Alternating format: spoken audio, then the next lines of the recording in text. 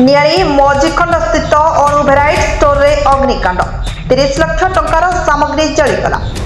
कटक जिला अंतर्गत नियाली बजार निकट मौजीखंड स्थित अणु भेराइट स्टोर रे अग्निकांड घटी दुकान रे रहितबा प्राय 30 लाख टंकार विभिन्न सामग्री जिनिसपत्र नियारे पड़ी पाउंस हो जाइतिबा देखिबाकु मिलिछि।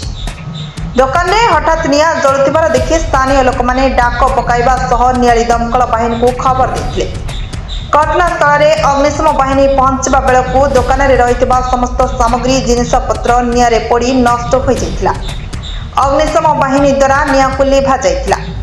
एही अग्निकांड केहू कारण जो एपरी घटी किसी जना पड़ना। एणु सरकार एप्रति दृष्टि देई क्षतिग्रस्त दुकान को क्षतिपूरण देवा लगी निवेदन करा जाइछि। Bureau report Subhadra news.